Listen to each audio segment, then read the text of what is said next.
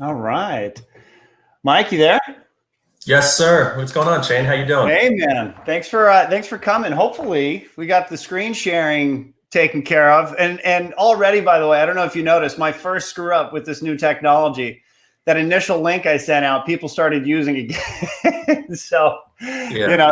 this is what I get for trying to be tech forward, man. But thanks for being here. Well, yeah, like me, technology is not one of our gifts. No, no, not at all. But everyone, whoever is here, thanks for being here, guys. I'm joined off to my left or right, I guess, depending upon on the screen. Mike Brennan from Movement Mortgage. Mike is a regional director with Movement, a guy that I have failed to recruit for a good number of years. Knows a bunch of people that I work with. Hell of a leader, hell of a recruiter. And for a topic like this, recruiting tactics and strategies, I thought great guy to bring on board. So Mike, man, I really appreciate again you doing this. Yeah, no, Shane, and thank you for having me. I always enjoy, chatting with you and collaborating. And, I heard such great things about you and Brandon doing this a few weeks ago. And just listen, I think we can always, all of us can hone in our skills and take advantage of other industry professionals trying to give some tips and tactics and strategies on how to get better.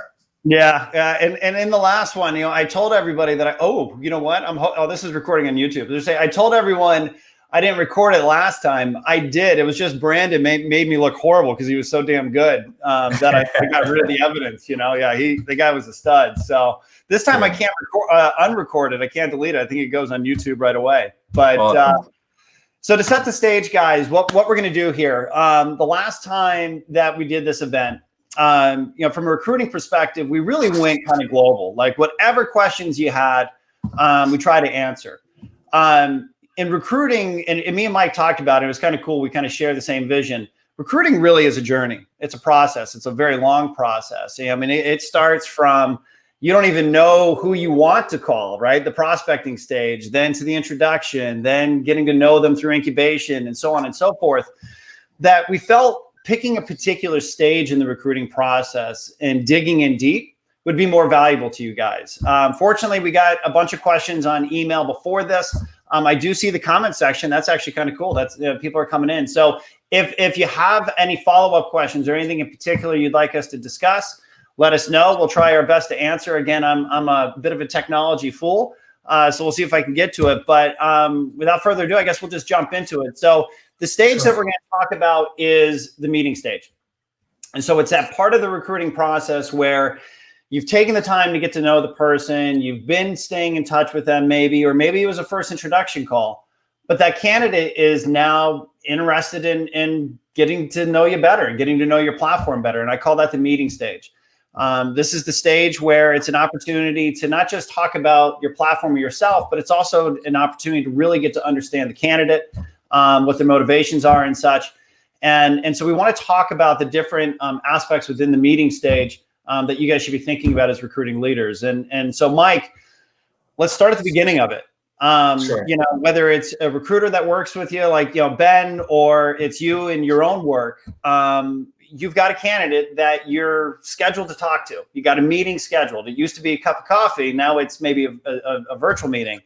Right. What are you doing to prepare for that, right? Because as an originator, you would never go to a realtor meeting. And the reason I ask about the prepare and where I start is I still in my career see so many managers when it comes to recruiting meetings, 5 minutes before the meeting, they'll open up the calendar invite and go, oh, I got a recruiting meeting. Let me get to work.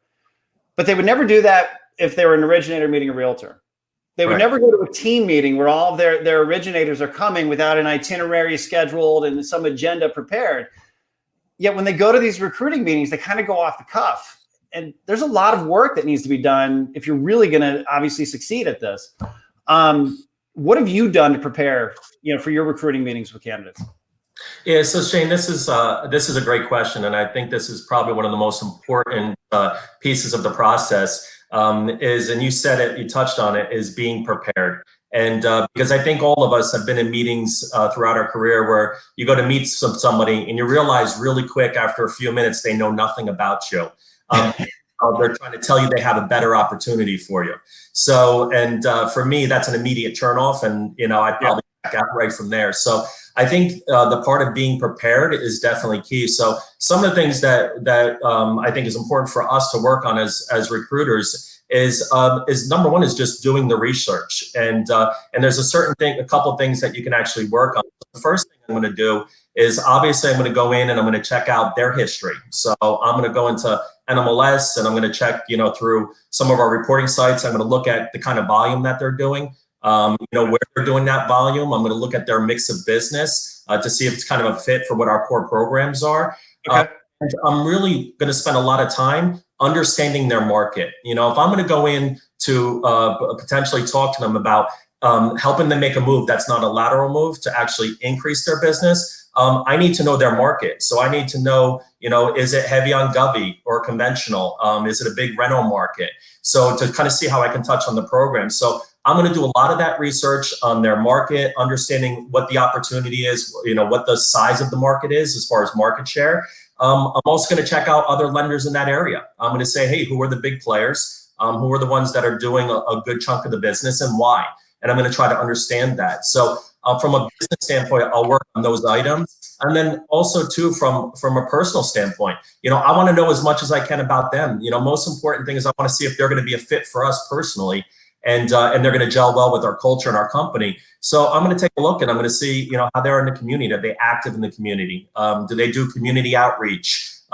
Some stuff that I can kind of connect with them on. Me in the Northeast, I always love to see teams, who's their sport teams, right? Because I got every kind of team you can imagine up here that, so it's a constant battle. So I just want to find ways to connect and learn as much as I can about them.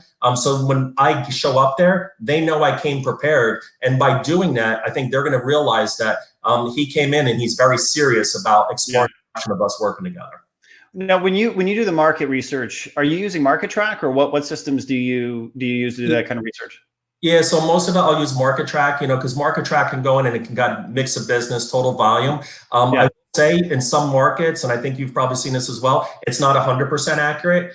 So you got to try to verify it. I mean, listen, we know in the old days, you used to go to talk to someone, they're like, yeah, I do $200 million a year. And then research and you're like, wait a minute, how come you only submitted 2 loans? And like 2006 to 13, that was like the bane of all evil. It was, oh, I'm such this. And then you get like the production report of the pay stub W-2 when you could ask for that stuff. And you're like, oh God, never mind.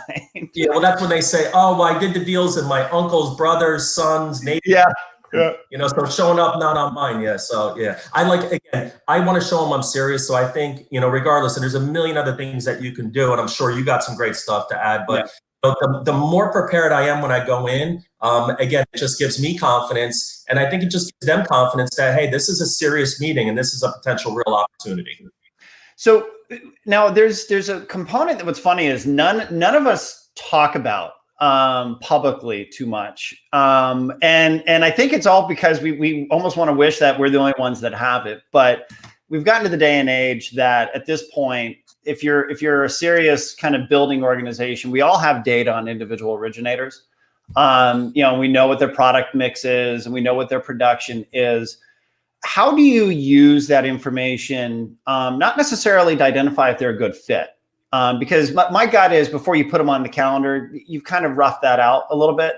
Yeah. How do you use, that maybe they're a VA originator or an FHA originator or a jumbo to steer the first meeting in the conversation? Do you use the data that way?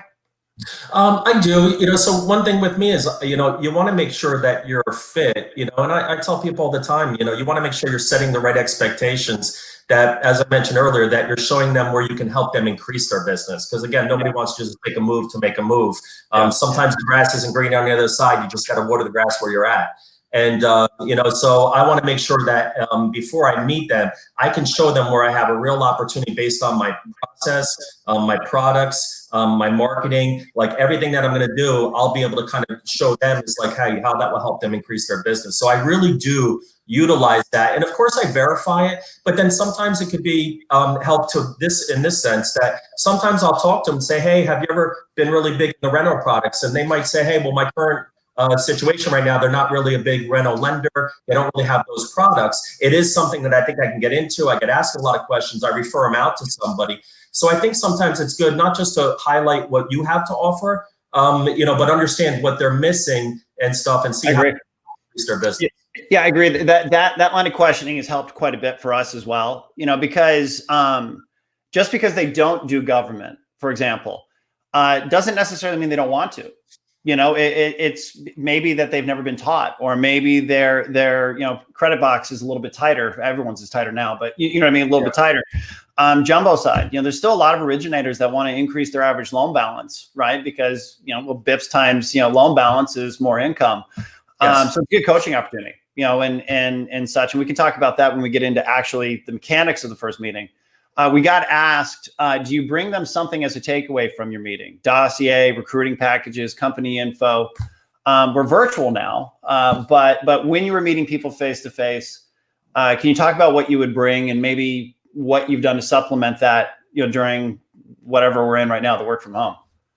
Yeah, so definitely. So for me, I definitely want to bring anything that I think would be valuable for them to take back and share. Because obviously, when you're meeting either face to face or now the new normal on a virtual, you have a short window of time. And there's a lot of information to go through. And like you said, Shane, I love it. This is a process, right? You don't expect to go in and they're going to jump. I mean, listen, it's scary if you meet them in the first meeting. They're like, all right, when do I sign? I mean, that's almost like.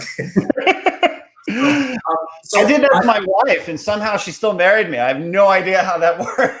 Yeah, well, hey, then you're a better recruiter than me. It took me 14 years. So, so I think, like, obviously, like I said, and I think that's part of stuff that I like is like, hey, a wow factor. Am I doing something a little different to bring something of value to them to go? So, I've become over the years a very big student in learning, reading, all sorts of books and learning from different people. So sometimes I'll bring like a current book, like the book I'm reading right now, that one of the best books is The 12th Week Year. One of the best books that I've ever read in my life, especially now and stuff, about kind of redefining kind of what your year looks like in short window time. So sometimes some stuff on that. I'll definitely bring stuff like my benefit package, or health, or wellness, stuff on 401k.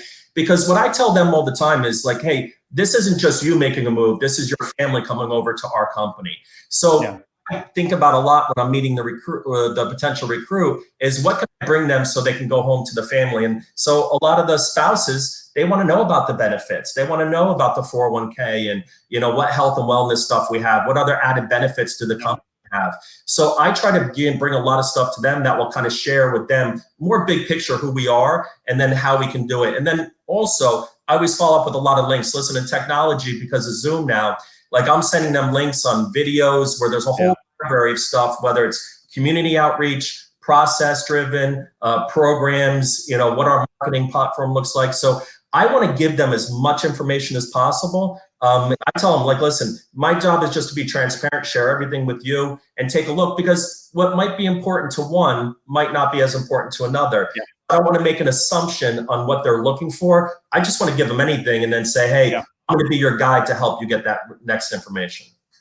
So I'll add on to this just a little bit of fill in the gaps. And that was awesome, dude, by the way. Thank you. Seriously. And the book thing, it's interesting. Just a little sidebar. I've got a guy on our team who's just awesome, guy named Matt Wagner, who has gotten into the same type of stuff, like books that are really kind of changing his life and having an influence on him. And it's created an opportunity for him to kind of create a small community of people that have a shared interest in that. And so the fact that you're a reader and educating yourself, and that alone is an opportunity. But jumping into the other things, I'm just going to kind of fill in some of the gaps. When we were meeting people in person, something that so you're a sports guy, and do you ever hear the story about Steph Curry being recruited to Under Armour and how they went into Nike and a new name, and so they misnamed him, right? And that recruiting process of Steph Curry, where he ultimately landed at Under Armour, we were building out our marketing deck, when that kind of whole story was coming out. And it kind of hit me that when you're recruiting, it doesn't matter what you're recruiting, personalizing it to the human being, and showing that you actually created something for them matters. Because we can all just show up with our corporate paraphernalia. But if we show up with a cover letter that, for example, has their picture on it and their name on it, and has information that is their background, right? We'll go the extra mile. And so we would actually, we called it a pitch deck. It was basically just a cover letter that enabled us to really personify it, or personalize it to the human being. Now that we're doing Zoom meetings, when you and I first popped on, I was on the phone, when we were in the back end, I was actually talking to my marketing team. That's the beauty about one of these events, is it actually made me think of, what am I not doing that I should be doing? And I'm going to see if I can do this. They're going to actually build this for us. So I guess you guys can all copy it if you want. Let's see if I can bring this up. Now I did this to embarrass you. But imagine like a marketing team actually doing this kind of thing well, and we can really personalize it to a candidate. Whenever you do like a Zoom meeting, but that was an 80s party, so you love this, right? This is Mike, everybody, just in case you're curious. But if you're going to do a Zoom meeting with a candidate, why wouldn't the first thing that they see when you pop on be a welcome page, like thanking them, for taking the time and maybe highlighting some of the things that you're going to talk about. Yeah. That type of thing works in everything else that we do. We need to do more of that in recruiting.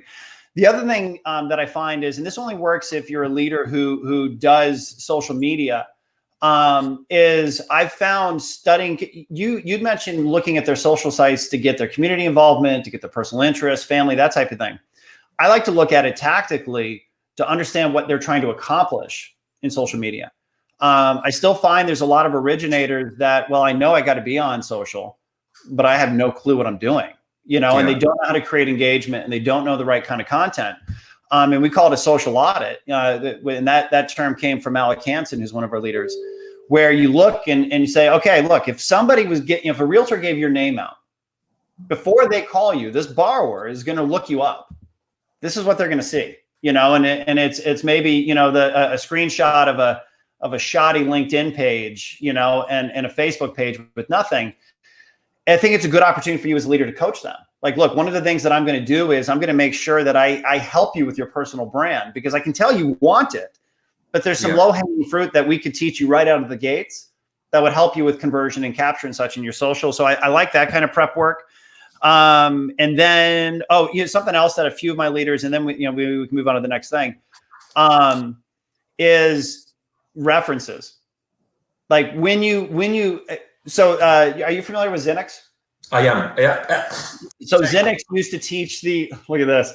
I guarantee you inside of that, you've got an itinerary somewhere. I do. Yeah. Now, I've never been an itinerary guy. That's not my thing. Like walking in with the itinerary, that was always weird to me. But they had on the bottom of it references. So like as a candidate, like, look, here at the end of it, my job. Like I'm trying to get you on my team, aka I'm trying to sell you a little bit. Call these. Ask them about what I am as a leader. And it's a good takeaway from a first meeting, because it shows that you're not afraid to let other people sell you, so to speak, right? And tell the real story. So very cool. All right, moving on. And like I told you in the email, we could spend an hour on preparing for a meeting. Like, and you referenced Zenix, and Casey Cunningham and Zenix is an incredible organization, years of going through this. But Shane, I just want to say, like, again, talking about being prepared, showing up with their name on it, all that stuff. Again, it just shows commitment to saying, hey, we're serious about this. And I think also, which is very important, is when you go with that, I think one of the most important things, that first initial thing, is set expectations and set the agenda. So, know what you want to accomplish in that meeting. Don't just be like, hey, so tell me what's going on. No, say, hey, so here, I just want to share 3 things that I want to accomplish during this meeting. Here's the 3 things that I want to accomplish. And is there anything you want to add in? Because for the in essence of time, I want to make sure I cover what's important to you. So I want to do that. Also, what you said about doing that social audit and all that stuff, I'm a huge fan, and I tell everybody as well, is I'm not trying to make you an MM loan officer or a Loan Depot loan officer. Like, I'm trying to make you the best version of you. So doing that audit will help me realize what I can bring to the table, right? Play to your strengths. Let us work on the other stuff that you're not strong at, so we can kind of elevate you up. So I just wanted to add that. I love that, man. I love that. And so, and you've already kind of segued to the second thing that we got asked about, and that is that first meeting. Can you talk about that first meeting you have with the candidate in terms of what your goals are, what tactics maybe you use, I think you just kind of outlined, you know, a couple right there. You're going to go in and from the very beginning, you're going to kind of set the agenda, which I love because I've seen a lot of recruiting leaders. They don't come in with a plan. And so for the first 30 minutes, they're doing the name game. Do you know Bob? Do you know Susie? You know Tom? Yeah. So do I. Yeah. And then the next 20 minutes, it's, gosh, let me tell you about this one loan that I won and stole from this realtor. And they're getting into this whole scenario. And then they just burn 50 minutes of a 60-minute meeting. Oh, by the way, let me tell you a little bit about myself and get to know you. Like, that doesn't work, you know? So the agenda isn't just good for the recruit. It's also good for the manager and keeping them on point and making sure that they flow it. But do you have any other, again, tactics, philosophies, main goals that you have in that very first meeting that you have with a recruit? Yeah. So and again, I think when you're first meeting with them, the most important thing is making sure that expectations are set on both sides. So, you know, for me, you know, I really want to let them know that this is an opportunity for us to be completely transparent, be honest. I tell almost everybody, I'm like, listen, you know, if you came aboard in 30 days, you're going to know if I'm full of it and I'm going to know if you're full of it. So let's get it out of the way right now. Let's just be honest about everything. Whatever questions you have, let's ask, and then we'll figure out what the follow-up is. But, you know, like for me is like, I want to, and I tell them also, I'm like, listen, I'm not here to talk bad about your company, about any other companies, what you can do, what you can't do. I honestly don't really care so much. I'll tell you who we are, what kind of company we are. And listen, and I'll tell them, and if it's you, I'll be like, hey, Shane, if we get through at the end of the hour and we're not a fit for each other, that's cool. Like I'd rather know instead of force something and stuff. If you're not 100% crystal clear that we're going to be a fit and it's worth exercise or for you to come on board, you know, it's okay. We can stay in contact. Maybe it's a timing thing. Maybe I just don't have all the things that is on your checklist to go. So I want to make sure that they understand, like, my goal is not saying, well, I need to recruit them no matter what. No, my goal is to say, hey, if I feel like they're part of the team and they're going to be a culture fit and they can add value to us and we can add value to them, then then we'll be a fit. And I also tell them that, you know, it's, again, the company is one thing, but, you know, I view them as self-employed. You know, I look at the lender, the company, as the vehicle. And, you know, so it's their personal brand, it's their branding, it's their social media, you know, what they do to build their business. I mean, I see them as self-employed. They're responsible. They're directly responsible for their income and the goal they hit. Now, the company, whatever company that is the vehicle. Does that vehicle match up to what you're trying to accomplish? So I'm very crystal clear up front because, like I said, I don't want to waste time and I don't want them to waste their time either. And listen, sometimes, I even said it to you the other day. I said, hey, I might have somebody that's not a fit for us. I think maybe if you want to talk to them, it might be a fit for you. I mean, listen, we're all in the business, right?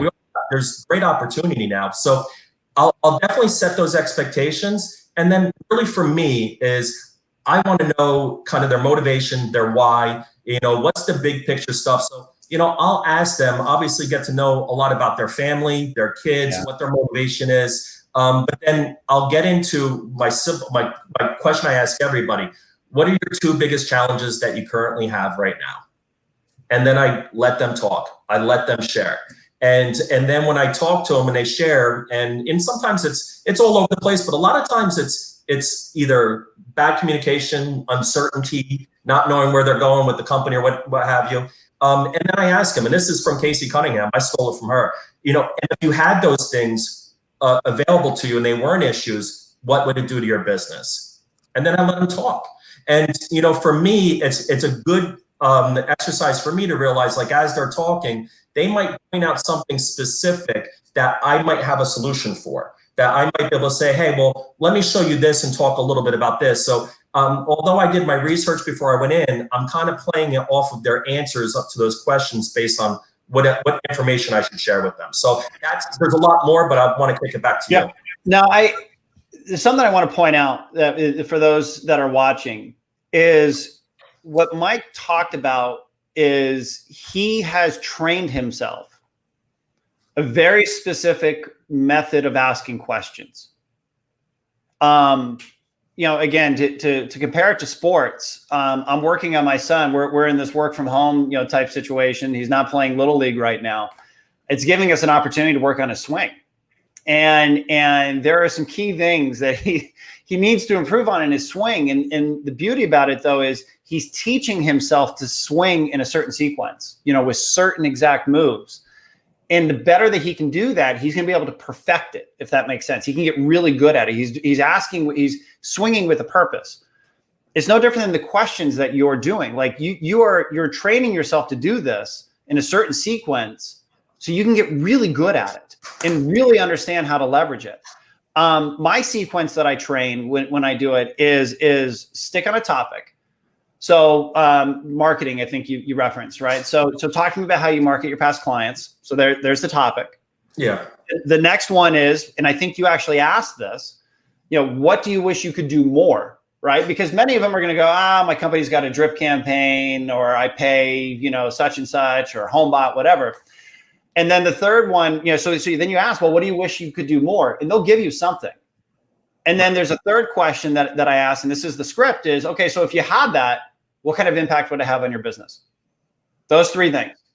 And you can follow that script for every single key subject in an originator's business. Referral partners, right? So talk to me about where you get your business from. Oh, I get realtors. Okay, great. So what do you wish you could do more for realtors, right? And okay, great. What kind of impact would that have on your business? You can do it in social media. You can do it past client marketing. You can do it on, hell, even product mix. We talked about it earlier, right? Yeah. And whatever your sequence is, training yourself to ask questions tactically will extract the information that you need to get to know this person, but also to potentially uncover the values that you or your company can add in terms of value. So I love that you called that out. We didn't even talk about that. That was good stuff, man. Yeah. And then you said what motivates them. I agree, because it really, at the end of it, I think some of us are so wired to go into a meeting of, hey, I'm going to make you more money, or I'm going to help you do more volume, or maybe that's not what they want to do. Yeah. Maybe they want a better quality of life. Maybe they want more time. And I think smart on our part, Shane, is not making the assumption to know, because sometimes it's hard because, all right, I want to close, $2 million more a month, or what. In some case, it could be somebody say, hey, you know what? I'm working 100 hours a week. I'm killing myself. I'm not spending time with my family. I want to learn a more efficient process on how to continue to do the same volume, but empower my other team members and stuff to step in and alleviate, so I don't have to work 100 hours. So I think not making the assumption and asking them and then drilling down on it is key. Now, in kind of this process, this meeting stage process, can you talk about how you balance the selling yourself as a leader and the impact that you can have on their business, versus the company, right? Because Movement obviously is invested in its infrastructure, just like Loan Depot has, and it ain't cheap. And there's been a lot of thought behind it and a lot of purpose.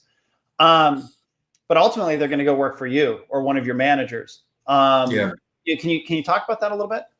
So I like this question because I try to remove me and I go to we when I'm in those conversations where number one is I don't see that anybody works for me necessarily. I look at it as a partnership. So I try to stress the importance that if we decide to move in a relationship together, it's going to be a partnership. And a partnership isn't 50-50. I love what somebody told me one time. A partnership is 100-100. I'm going to give you 100%. I want to. Yeah. So I think for me, I share very important about the team, because I'm only as good as the people around me and the team that I have. So, for me, I'm looking at and saying, hey, I'm very clear on what resource I'm going to be to them and what I'm not. Like, I'll tell them right up front, I'm like, listen, loan level stuff, do not call me, loan level. So, and I tell people all the time, you don't need to know all the answers. You just need to know where to get them. And my job as a leader is to provide all the answers to you. So, hey, I want to know about programs. This is the email. This is who you call. I want to know about how to improve my social media. This is where you go. Coaches. So I provide with them and say, here's all the different departments, because what we want them to do is get stuck in the weeds on stuff. We want them to focus. I want them to focus on sales and originations. So I kind of show them all the other tools that are behind it. And I'm very clear to them, like, hey, I won't be your day-to-day on this, but here's the team that has it. And the team that are doing it are the people that are doing it daily. So, I really kind of stress to them about all the resources they have available, what they can take off their plate. And because I believe that every company, both that you can free up from some of the minutia that might be doing by utilizing some of the resources we have and let them focus more on sales. So I'm really big at taking it off of me and putting it on the team. Yeah. And when I look at selling yourself versus, the company, when I lose recruits, to competition, and you kind of uncover why, it's very rare that I have a candidate say, well, they had this marketing system and you guys didn't, or the company provided this and you guys didn't. It's very, very common. I knew this leader for a long time, or I knew people that were on their team. And so I just felt comfortable, going to work with them because I knew the human being. That tells me the role that the hiring manager plays and having the confidence to understand that they are the number one value proposition, within the recruiting process is vital. And not just understanding it, but knowing how to sell it. Like many of us have a very, very difficult time quantifying the value that we're going to have in somebody's career. It's an awkward thing to say how great you are or tactically what the impact is. I've trained hiring managers that are they should be the easiest people to recruit to. They're $60-70 million producers. And I'll go, okay, tell me how you're going to make me a better originator. And they go, and I'll go, okay, well, tell me about how you do your business. I'm like, no, you don't understand. Your biggest value is that you do this better than pretty much anybody in your marketplace. You've got to succinctly be able to understand what those steps are that you're going to, the education you're going to instill on this person to help them accomplish their goals. And I find not enough leaders really prepare that aspect of it, and are ready to rattle off what they're going to do and or success stories. Right. Yeah. You got to be able to say, and, so not just I'm going to help you with, your personal branding, but, so I've got an originator on my team, looks just like you when she came or he came into the door. Let me tell you what we did with that. I just did an internal interview with one of our managers in Massachusetts, Cindy Gordon. And it was an interview actually with her and one of her recent hires. And he had said the thing that hooked me was before I started, she took me kind of a step by step, teaching me how she's going to help me create, put my loans in the system, communicate with the borrowers up front, put my packages together to assure I do it more efficiently and I don't have issues downstream. Had nothing to do with our tech, had nothing to do with it, everything to do with her value. And so I think that's a critical component that as a recruiting leader, you can be a master at your organization's platform. But if you can't get out of your mouth, what you do, how you do it, and why you do it succinctly, you're going to miss an opportunity and you're going to be swimming upstream because you're going to be competing against somebody who can.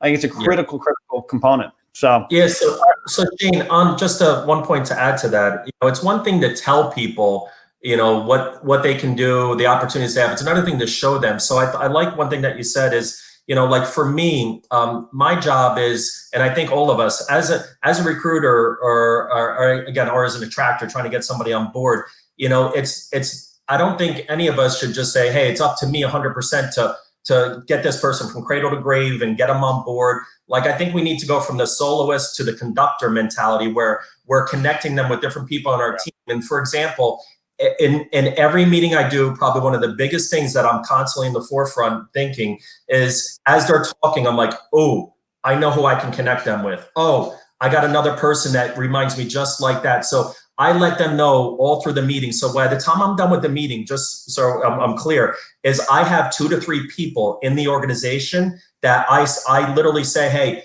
I'm going to connect you as soon as we hang up. I'm going to connect you via text with this person. I didn't tell them anything about you, but just, jump on a call, ask any questions you want about me, about the organization, about how they did their business. Maybe it will be helpful. And regardless of position, so if it's something they're saying, hey, I want to know about marketing, I'll connect them with our regional marketing coordinator. If it's another LO and maybe they're a $40 million producer and they want to get to 100, I'll connect them with a $100 million producer.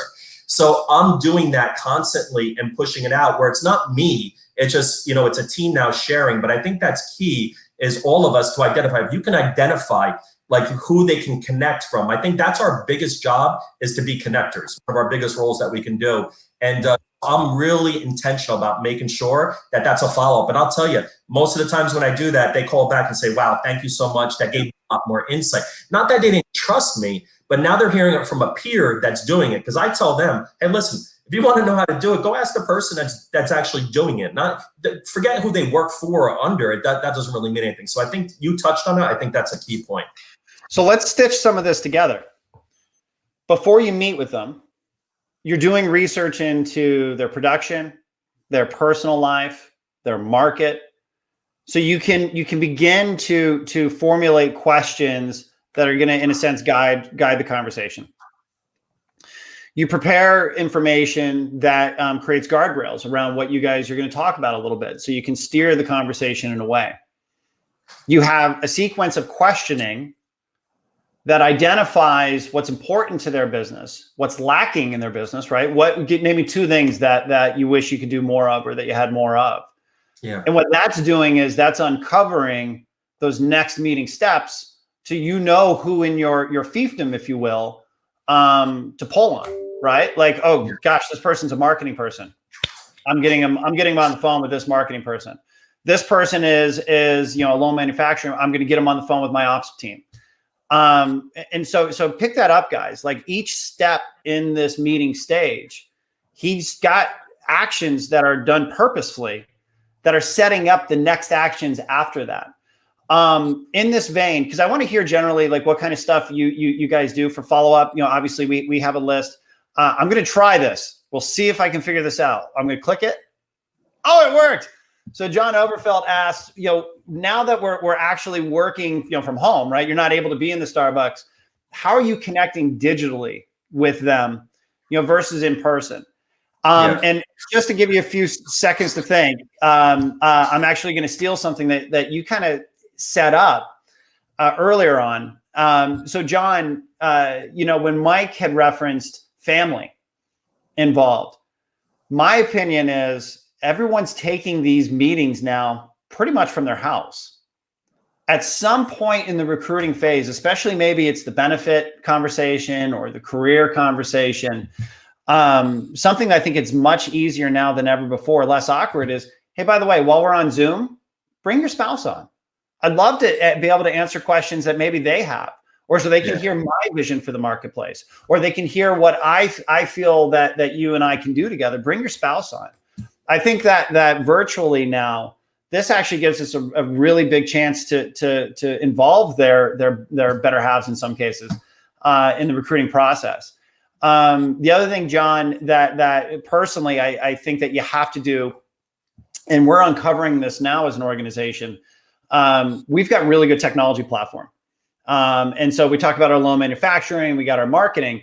And what we were doing, and we're still doing, is we're doing demos of them. So recruits, hey, you want to see what we have? Come take a look. And I'm assuming all companies are doing this right now because we got to do something, right? And come take a look at my marketing. What I'm uncovering in this process, though, is the first time somebody sees a completely foreign platform, I mean, it's just like, okay, that was cool, and clearly we're going to show the highlights. What I'm encouraging leaders to do now is to do something that we never really would have done in our recruiting process, is to almost go through whatever your platform is twice. The first time is the overview. The first time is the sizzle, if you will, and kind of get their attention and saying, look, yeah, we've got this. The second time, though, is almost for them. Hey, I want you to watch when my loan officers put a loan in the system, maybe as an example. Or how would you want to market your realtor? Okay, let me show you what I would do in this system, and make it more of a personal experience to their business so they can see the speed and ease. Because we're not getting that opportunity to have the meeting in a Starbucks or in a hotel lobby, wherever you did, give them the overview and then bringing them in. We're doing it all kind of online. So I think that we have to be more deliberate about not just showing off our shiny toys, but getting them to connect, to understand what those systems and platforms are built to do to impact their business. But Mike, what do you got, right now that you're doing a little bit different? Yeah, so I mean, listen. I mean, I'm sure like a lot of us, right? We live on Zoom right now. I wish I bought stock in Zoom a couple months ago, but it's. I've realized a lot more over the last couple months because I was a big like, hey, jump on the phone, call people, and here's my 1-800 call number. I threw it away. I don't even use it. Everything's on Zoom. Hey, the great thing about Zoom is you only have to dress from the waist up. If you're at home. So sometimes that can be good. Real quick for us? What's No, that? no.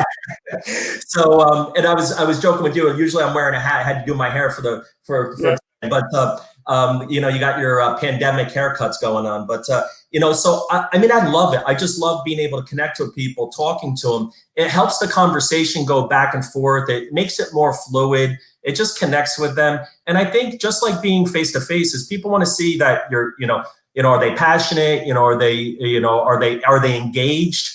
So versus, right, there's nothing worse than when you're on your phone and you hear the typing as you're talking to somebody on the phone, Yeah. right? So this really gets a real connection, right? So the whole thing for us is we want the walls down. I want the walls of that somebody might have up when they don't know me well. I want them to get to know me very well as quick as possible. Know that I'm going to be legit. I'm going to be honest, but I also care. And so I think that's key. And I think it's such a great opportunity to do this. And I love what you said about, hey, like bring the spouse on. I mean, I don't know how many Zoom calls I see, and there's the dog jumping up, the kids screaming, going through the past. So they're going to be there anyways. Just invite them in. Why not?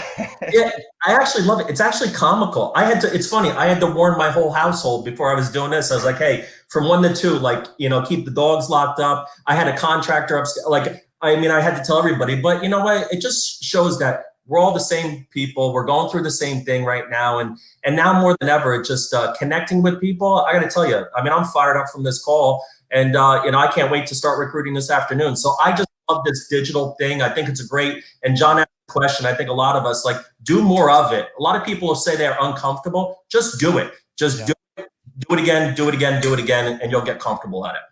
And John, the other thing I want to go back to what we had talked about earlier. I will say, I think it puts, because really the question is like, I'm not going to be able to be belly to belly, face to face. You're not going to be able to really feel my energy. I do think it puts a lot of pressure on the prep work that you do. And you gave me a reason to put this back on the screen.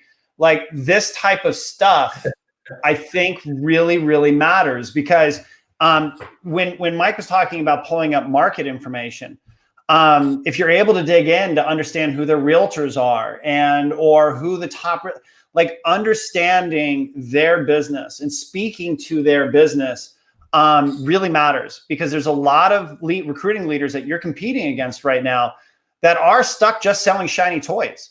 That's all they're doing. They're just doing demos and praying to goodness that that's enough and that the person's in enough pain.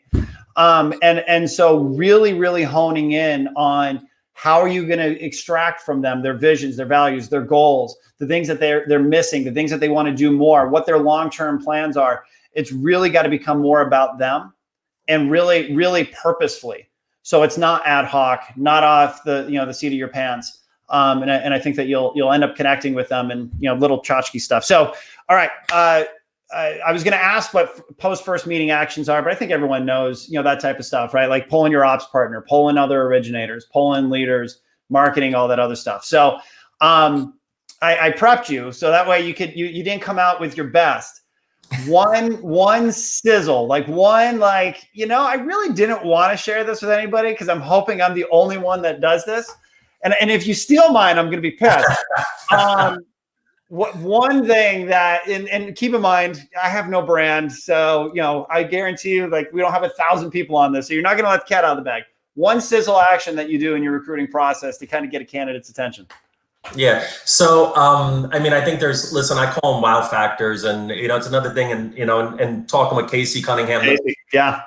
Long ago, she talked about the wow factors and to mix it up. And, there was like a list of all this stuff. And I remember looking at them. So, one of my favorite quotes of all time that I live by is the fortunes in the follow-up.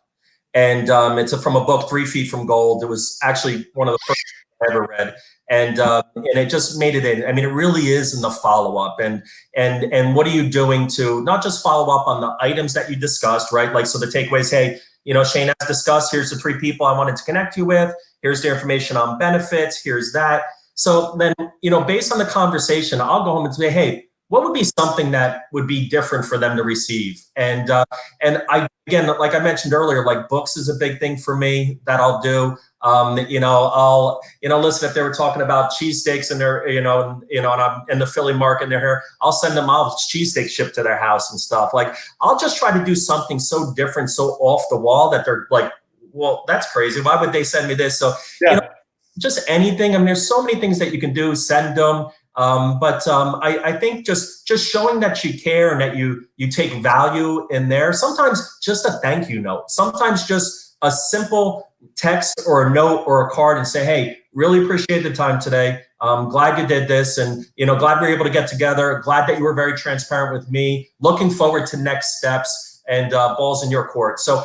so just I'll think of a million different things. I mean, I'll be honest with you. As I'm talking, I'm thinking about yours that I know, and I love it. So, I'm definitely stealing it, not on this call, but I'll steal it after the fact. That's all right. So I'm going to share it. And by the way, if anyone on my team's watching this, they're going to punch me in the face. But my thing is, when it comes to marketing ideas, we're all going to copy it at some point. So whatever. All right. So mine is, if you haven't heard of Cameo, I'm going to do a screen share right now. So Mike, you mentioned Philly, right?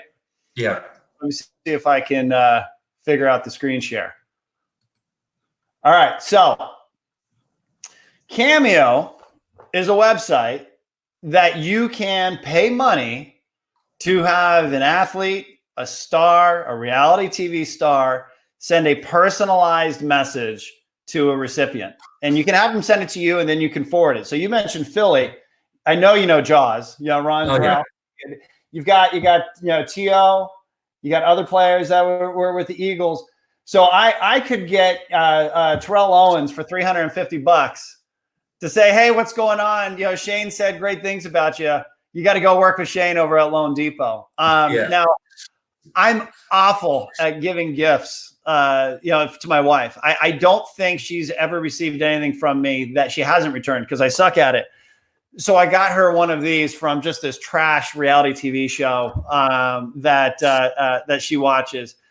It was for Mother's Day. It was awesome. I mean, at least I thought it was awesome. I laughed. But if a candidate that you talked about doing research into what they're interested in, right? So whether it's sports or a show or a college, if a candidate expresses interest in a particular area, what a really cool thing than to have somebody from, whatever they follow and that they're passionate about sending a personalized message. Obviously, they're going to know it's a tchotchke marketing idea. But it's just a very, very cool thing. A buddy of mine, you probably actually know him, Mark McGowan.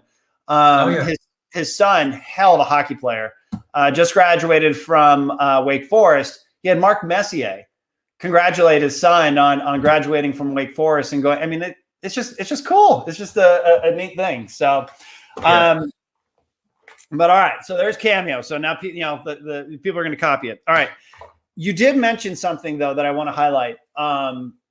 You talked about, kind of the fortune is in the follow-up.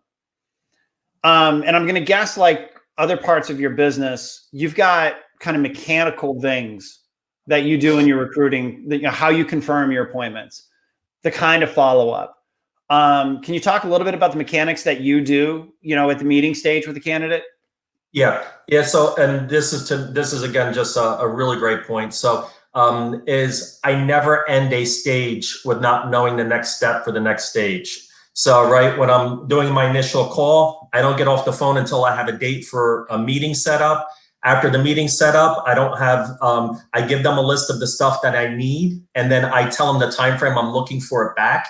So I'll say, okay, because listen, again, I don't want no BS. And I tell them right up front, I want your W-2s. I want this. If I'm going to come to you with a potential offer, I want to come 100% prepared time. I also let them know I'm not going to negotiate. I'm very clear and say, hey, I'm not here to negotiate and throw stuff up. I'm going to present an offer to you, which I think is a fair, great offer. So I'm setting that up. So when they get it, so if I'm telling them like, hey, listen, it's Monday right now. I want an offer in your hand by Wednesday. In order for that to happen, I need these 3 things from you. Can you get me that by Wednesday? The good thing for me is now I'm qualifying them, saying, okay, are they going to, if they tell me yes, are they going to follow through, right? Am I getting that? Because that's a good sign as it is. If they're late or if they don't send it to me on Wednesday and they don't give me a heads up it wasn't coming, well, I just kind of knocked him down a little bit. I mean, I love, John Maxwell tells me, like, when he meets people, he puts a 10 on everybody's head. From a 1 to 10, you're a 10. It's your job to keep the 10 on your head. So during that process, I'm looking at what people are doing and stuff. Are there follow-up? Are they following through? And I make sure I'm setting expectations. And because for me, I like to shorten that recruiting window. Like, I hear stuff from all over. Somebody say, yeah, recruiting is 60-day process, 90, longer. I let them know, like, hey, no, we are going to make a decision and know within 3 weeks whether we're ready to move forward or not. And the timing, when you start, doesn't matter to me. I just want to make sure that we're in alignment, right? We're on the same page. We're going to work through. So the mechanic piece is clear, that I'm setting every step. And my team, the people I connect them with, they know when I send an email, they're on the phone with them that day, talking to them, following up with me. So I want sense of urgency is key. So I want every step done kind of mechanical like that, to make sure that I'm ensuring a good process. And then listen, so I also know that at the end of that process, if it's not a fit, we could say, hey, seems like we're far apart on this stuff. That's okay. And then, hey, let's keep in touch. Maybe something will change in the future. Well, and what you're bringing to it is I've yet to find a super successful loan originator who doesn't set expectations that they have on their borrowers in the very first conversation. Like, here's the deal. If we're going to do this, I'm going to need these documents from you, and I'm going to need them in the next 24 hours, or I can't lock this loan. We can't move forward. I can't give you the service that you want. Now, I'll still do business with you, but you ain't going to get everything that I need in the time that I want. And I find a lot of recruiting leaders, because they don't do it enough, right? They're not talking to a recruit and meeting a recruit every single day. They're almost like, this is my one shot. Like, I gotta do this. And if I push too hard, the candidate's they're gonna push away. You've got to have the confidence to understand that not every recruit should be hired. Yeah. Not every recruit deserves your leadership. Yeah. And with that, that gives you permission to establish some rules of engagement, right? You know, the phrase, we all got our own cliches. You know, you had said it, but for me, it's every interaction with an action. And an action for me has a date, a time, and a purpose. If you're missing one of those three, you don't have an action. Yeah. Too many leaders, because they're afraid to push on the point, are, all right, well, think about it. Let me know what you think. You know, I'll maybe call you next week. And no, if you tactically ask the right questions during the process and figured out, for example, that they have a goal of, I don't know, doing more social media stuff. It's okay. So here's the deal. What's your schedule look like Tuesday, Wednesday next week? Give me times that don't work for you, because I want to get you on the phone with my marketing person so they can show you what we're going to do.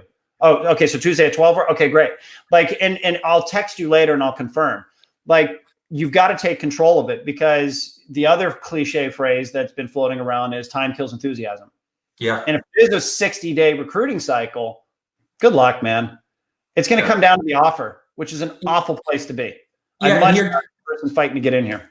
Yeah, and Shane, just a tip for our team on the call today is, like, you know, and again, and we've obviously learned, we're continuing to learn and grow and on what we can do better. But if you go to the candidate and say, hey, get back to me and let me know a time we can connect, they might have all intentions, but then life gets in the way, business gets in the way. So when I'm on that call, I'm like, hey, I have Tuesday at 11 or Tuesday at 2:30. Which time works best for you? So I'm giving them options. Now, listen, if they come back and say, hey, I'm booked there. Okay, so what about Wednesday at 4:30 or Thursday morning at 9 a.m.? So I'm doing it because, and then immediately, as soon as they send that to me, I'm sending the calendar invite, booking it quick. I'm copying my assistant. She's booking it, setting up a Zoom. So again, speed of action, because listen, me, if I don't do it, I'm going to miss it. I'm going to be like, oh shit.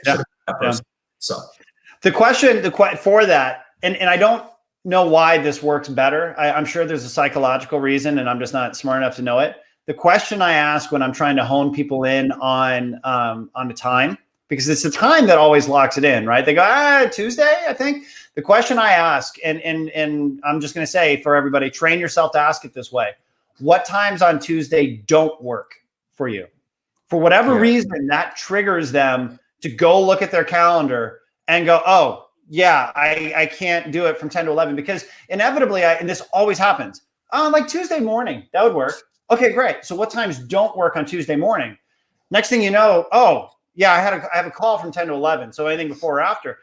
There's nothing more difficult or a pain in the ass when you're recruiting them or trying to, get them to the next step is, okay, so we'll do it at 10. Oh, I can't do it at 10. I got a meeting. Well, you said you were available in the morning. So ask the question, what times don't work for you? And then everything else does. And if you don't have a time that whoever you're hooking them up with works, say, great, do me a favor. Put in your calendar right now, 2:00, and I'm going to confirm with my person, and I'll get back to both of you before the end of the day. So that way we can confirm that in. So you've instructed them to block out the time to make sure that later on it's not taken. Good actions. I love that. I'm stealing that. Yeah. So from a mechanics, this came up when I was talking to Brandon last time, and I did an awful job, kind of going in depth, and I'll probably do it again. There was a realtor thing that I watched, and one of the realtors had talked about their communication style with everything that they do, and they said, don't be basic. There are enough leaders today, there are enough recruiters today that are still so afraid of video for whatever reason, that if you are the person that is communicating them as a follow-up, hey, what's going on, Mike? That was fun, man. I really enjoyed getting together with you. This is what, we're going to talk about next and blah, blah, blah. But you do that as a video message. The impact on that, for whatever reason, it just stands out. Like, it means more to the candidate. Like, it almost, because they're in a lot of cases afraid of video. And so in their mind, it's like, wow, this person went above and beyond to send me a video message versus a regular text. Where in actuality, for me, sending video messages are quicker than text. I suck, typing with my thumbs. Yeah. Mechanically, that's something I also recommend that everyone do after every interaction or to set up one is think about how you can implement video communication when talking and confirming with candidates. So Shane, that's a great tip. I've seen you do it and stuff, and you're right. It means more to see it, and everybody's gonna, listen, it's just like text, but everybody's gonna do that versus read an email necessarily right away. So it's gonna go quick. I love how you do that. I think that's a great resource. So we got, I said an hour was the most. We got 3 minutes. Okay. So one more, and then you actually have a job to do. So I appreciate the time, man. For those people that end up watching this or are watching this that have recruiting partners, can you talk a little bit? I know you guys do. You have some amazing recruiters over there, with Ben Green and team. Can you talk a little bit about how you interact with them during the recruiting process, the meeting stage, and how you leverage them to make your recruiting, more successful?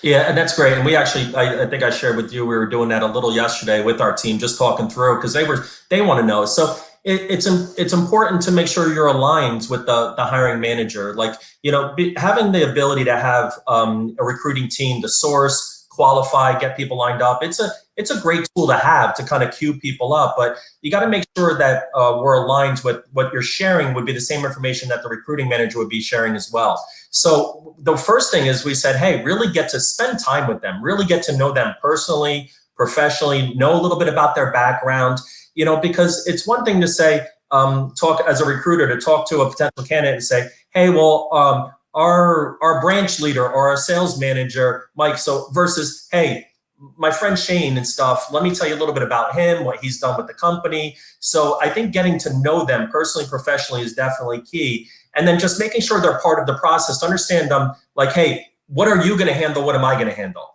So, like, for example, I have some hiring managers that, they just want the candidate sourced. Hey, give me the basic information, give me a profile sheet, their basic information, hand off, set up the appointment, and then you're good. I have other people who are like, hey, I would love you to kind of take them a little bit further through the process, go through some of the basic marketing, all that stuff. Almost like what we said before, don't make an assumption and like a one size fits all, because I don't believe that's the case. We all have stuff that we're gifted at, and we definitely have stuff we're not gifted at. So for me, I'm not going to go through a marketing platform. So I'll make sure that my recruiting manager has that in place and they can touch on that. And I also want to find out as a hiring manager, I want to find out what the recruiter thinks they're best at, what their gifts, because I want to let them shine on that. So I think just getting to know and understanding and just being flexible hey, because the last thing a candidate wants is me and you both calling them, Shane, and talking about the same specific things, right?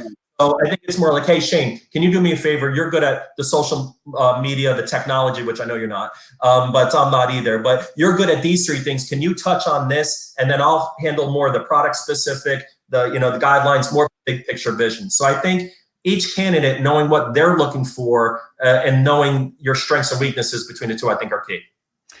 And for the leader that you described first, the one who says, "Give me the name, maybe schedule the appointment, I'm good." Now I'm a recruiter, right? I've been doing it for 20 years, so I'm a bit biased here. I would say that leader is missing an opportunity, and the reason why I say that is a few things. You kind of hit the nail on the head when you were talking earlier about, if you don't set a specific time and day, things are going to come up. I can't tell you how many leaders that are passionate about recruiting, that want to hire this person.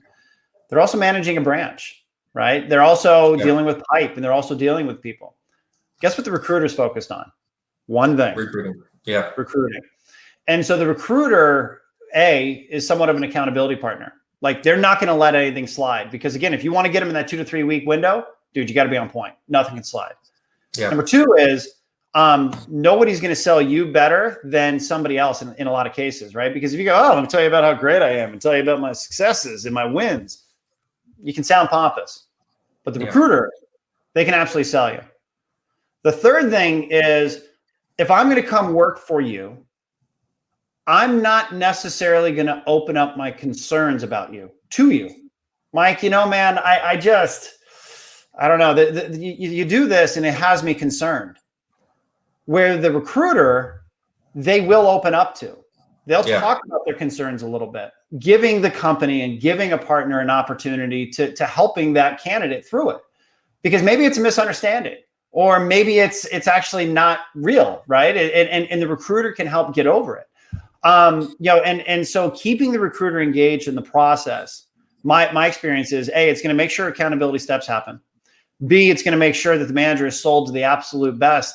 And C, if there's any objections that maybe we're missing because the manager is just not going to hear about it, they're going to uncover it better and get over it. I've always found that recruiting partner is being pretty critical. And we don't want to call them at the same time, same day, same everything. What happens is, if you got a really good partner, you kind of get your system in place, right? Like, okay, great. Yeah.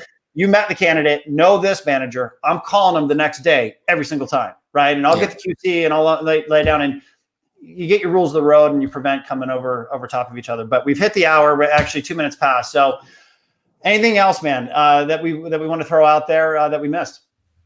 I mean, listen, no, I think there's some great stuff, and I love how you kind of queued everything up. I mean, listen, at the end of the day, people want to do business with people that they like and they trust. They don't care about how much you know until they know about how much you care. So if you can demonstrate that in the process, listen to me, the best thing in a leader to me is authenticity. Is, be honest with who you are, what you have to offer, what your company can do. And if it's a no, it's okay. And let them know that. Let them know up front. Like, hey, my goal isn't to make you sign on the paper no matter what. No, my goal is to make sure it's a fit. Last thing I want to do is, like I said, in 30, 40, 50, 60 days, realize like, oh, this really wasn't a good fit. I mean, we have an opportunity with all the tools and resources we have to be completely transparent. So I think it's great. I think it's, listen, I learned a couple new things, so I appreciate you putting this together and everybody that joined. So however we can be of assistance, then let us know. Thank you, Shane, so much. But like Spooner, you outshine me, so this might get deleted. Might not, we'll see. But seriously, man, you absolutely crushed. I'm sure everyone who watched this got value out of it. I appreciate you doing this with me and taking the time, man. So have a kick-ass day, all right? And thank you. Too. Thanks, guys. Take care. Hey, guys.